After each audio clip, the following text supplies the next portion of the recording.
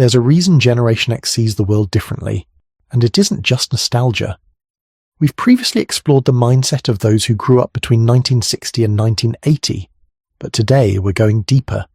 Let's start with something that would be illegal today. Imagine you're 6 years old, sitting in the front bench seat of your dad's car. No seatbelt, no booster, just you, the vinyl seat against your bare legs, and the open road ahead. Your seat grants you full control over the radio.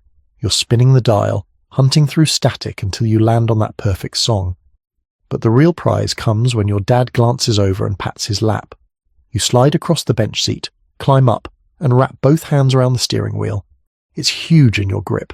Your dad's got the pedals, you've got the road, the broken white lines disappear under the hood one by one, and you're steering every single one of them. By today's standards, this would be considered irresponsible parenting. But you didn't see this as reckless, because in that moment, you weren't just a child. You were someone who could be trusted. Safety regulations back then were more like mild suggestions. Nobody wore seatbelts. Most people wondered why they were even there. And here's another thing that wouldn't be allowed in today's world. Your mum pulls up outside the shops and tells you to wait in the car. She'll only be 5 minutes. You watch her disappear through the doors. 5 minutes becomes 10. 10 becomes 20. You're watching strangers walk past, fogging up the window with your breath, drawing shapes in the condensation. Today's safety is a notification on a screen, a green dot on a tracking app, or a text me when you get there. But you built an internal compass in a supermarket car park while your mum was inside. You learned that safe wasn't a status update. It was a feeling you carried in your gut. Once you had that internal compass, the neighborhood became your kingdom.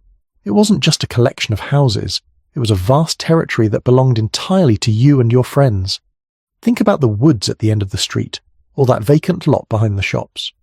By today's standards, these were dangerous, neglected spaces. But to you, they were the birthplace of your independence. You'd spend entire afternoons building forts out of whatever you could find. You'd drag home discarded plywood, heavy carpet remnants left out on the curb, and milk crates you borrowed from behind the grocery store. There were no instructions and no adults to help you. You were learning the raw physics of the world by trial and error. You learned that if you didn't overlap the boards on the roof, the rain was coming in. You learned the sting of a splinter and how to pull a rusty nail out of a 2x4 with the back of a hammer. You walked home with dirt under your fingernails and scrapes on your shins, but you also walked home with the pride of a builder. You'd created a world for yourself, a secret place where the no trespassing signs didn't apply to you. This was your first lesson in how to deal with people. Without a parent there to settle an argument, you and your friends had to figure it out for yourselves. You had to decide who got the best seat in the fort, or who was in charge of the lookout. If you couldn't get along, the game ended and you were stuck at home by yourself. You learned how to negotiate, how to compromise, and how to stand your ground. You were building your character in the woods while your parents thought you were just playing. And then there was the bike. Your bike wasn't just a toy. It was your horse, your escape pod, and your first taste of real power. You'd spend hours customizing it. You'd clip playing cards to the spokes with clothespins to make it roar like a motorcycle. You'd wrap the handlebars in colourful electrical tape or add a banana seat with a tall sissy bar. You knew every shortcut through the alleyways and every jump made from a propped-up piece of plywood and a brick.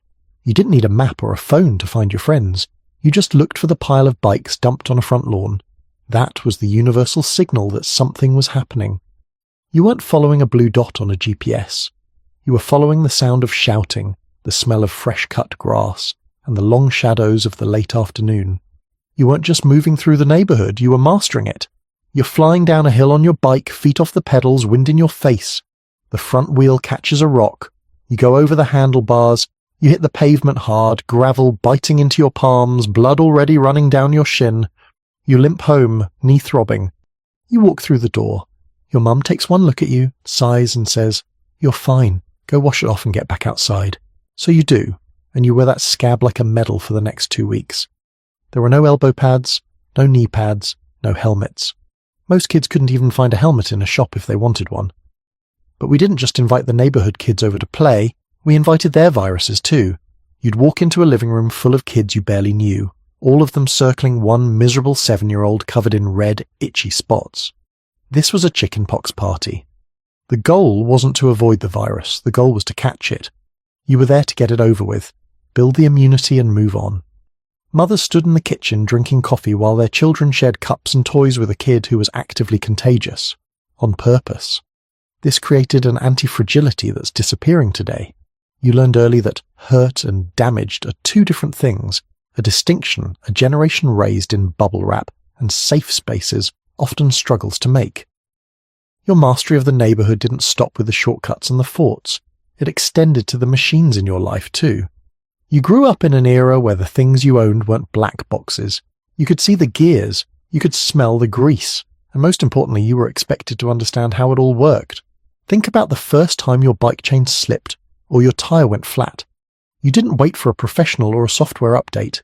You flipped the bike upside down, balancing it on the seat and the handlebars. You got the grease on your palms and the black streaks on your t-shirt while you worked the chain back onto the sprocket. You learned the feel of a wrench and the exact amount of pressure it took to tighten a bolt without snapping it. By the time you were 10, you weren't just a rider, you were a mechanic. That can-do mindset was everywhere. It was a fundamental part of the air you breathed. You watched your dad under the hood of the car on a Saturday morning, leaning over the fender with a trouble light. You were the one tasked with holding the flashlight, learning the names of parts like the alternator, the spark plugs, and the carburetor. And when the television started to flicker or the tracking on the VCR went fuzzy, you didn't call a help desk. You gave it a firm technical tap on the side. You'd climb behind the massive heavy cabinet to check the RCA cables, those red, white, and yellow plugs that were always tangled in a nest of dust. You learned that if you wiggled the wires just right, the picture would snap back into focus. You were building a mechanical intuition, a belief that if something was broken, it was your job to figure out why. This created a specific type of confidence that is becoming increasingly rare. You didn't feel helpless when the world didn't work perfectly. You assumed that with a screwdriver, a bit of WD-40, and some patience, you could master the physical world. Today we live in a world where if your phone breaks, you replace it. But your brain was wired to look under the hood. You developed a deep, quiet certainty that you could handle whatever the physical world threw at you.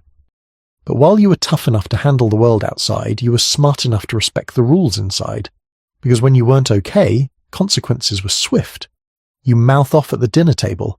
Before you even finish the sentence, you hear it, the scrape of a wooden spoon being pulled from the drawer. You don't need to be told twice. Parents used wooden spoons, some used belts. We're not here to debate whether that was right or wrong, but psychologically it created something specific.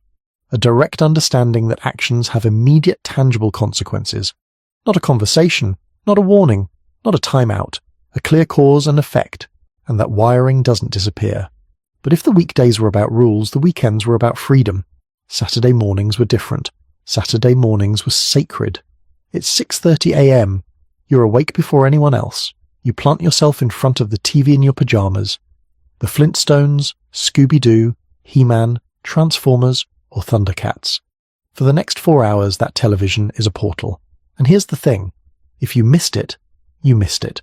There was no streaming, no catch-up. You had one chance, and you either made it or you didn't. This taught you something about time that's almost impossible to learn now, that some moments only come once, that being present matters. You grew up understanding that the world wasn't going to wait for you. Perhaps the most quiet, powerful lesson you learned was in the classroom. Education back then was analog, slow, and final. Without the internet in your pocket, your brain had to be the hard drive. Today, knowledge is a commodity. It's something you Google and then immediately forget. But for you, if you wanted to know a date in history or the capital of a country, you couldn't just look it up mid-sentence. You had to know it. You had to own that information. Think about the sound of the mimeograph machine, that rhythmic thump swish as it turned out purple-inked worksheets that were still damp and smelled like chemicals. Today, a student gets a PDF on a tablet with a dozen clickable links and distractions. But you had a number 2 pencil and a single piece of wide-ruled paper. If you made a mistake, you couldn't just hit undo. You had to erase it, deal with the smudge, and keep going. This taught you that actions have weight, that you couldn't just reset your way out of a mess. This built a focus muscle that is almost impossible for kids to develop today. When you were writing an essay, you didn't have 20 tabs open for research. You didn't have notifications popping up every 30 seconds to pull your attention away. You had your notes, your textbook, and your own thoughts. You learned how to follow a single thread of logic for an hour at a time. While today's world is addicted to the skim, you were trained for the deep dive. And then there was the library. Today, research is a 3-second search that requires no physical effort. But back then, it was a hunt. You'd stand in front of the wooden card catalogue, pulling out long, narrow drawers and flipping through thousands of typed cards. You were learning that information has a cost, it takes time, it takes effort, and it takes movement. Because you had to work for your knowledge, you valued it more, you earned it. While you were mastering the classroom, you were mastering the social world at the mall. Before the internet turned identity into a digital profile, the mall was your physical social media. It was the high-stakes laboratory where you learned how to exist in a crowd. Think about the ritual of being dropped off at the entrance with a $10 note in your pocket. You weren't there to shop. Not really. You were there to see and be seen. You walked the circuit, from the food court to the record store, and finally to the arcade. Every step was a lesson in social navigation. You were learning how to read a room, how to tell who was friendly, who was trouble, and where you fit into the mix. This was the era of physical identity. If you wanted to be a part of a subculture, you had to wear it. You chose your tribe through your clothes, the band t-shirts, the flannels, the scuffed Doc Martens, or the neon windbreakers. But here was the catch. You had to stand behind those choices in person. There was no hiding behind a screen or a curated feed. If you dressed like a skater, you had to be able to talk the talk and walk the walk with other skaters in the real world. You couldn't just post an aesthetic, you had to live it. As you got older, that sense of independence took on a new form. It wasn't just about where you could go on your bike anymore, it was about what you could earn. For Generation X, your first job wasn't a resume builder or a supervised internship. It was a raw, unfiltered introduction to the adult world. Think about the paper route. If you were 12 or 13, this was your first contract. People relied on you to bring the world to their doorstep. You'd wake up at 5 a.m. while the house was still silent and the air was freezing. You'd sit on the garage floor, folding heavy Sunday editions and snapping thick rubber bands around them. You'd load up a canvas bag that weighed half as much as you did, slinging it over your shoulder before pedaling out into the dark. You learned the weather in a way most people never do. You learned how to navigate a neighborhood by memory, hitting the same porch at the same time every single day, and once a month, you had to go collecting. You'd knock on doors, stand on the porch, and look an adult in the eye to ask for the money they owed. You were learning how to handle rejection, how to keep a ledger, and how to be responsible for a service. If the paper was wet, you heard about it. You weren't a child in those moments, you were a local businessman. And for those who didn't have a route, there was the fast food counter or the local grocery store.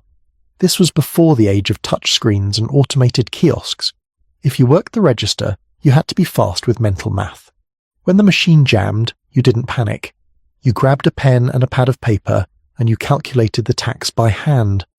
You were part of a team where the manager was often only 19 themselves, and you learned how to survive a Friday night rush without a computer to tell you how many burgers were left in the bin. You were working in environments that were loud, greasy, and often high pressure.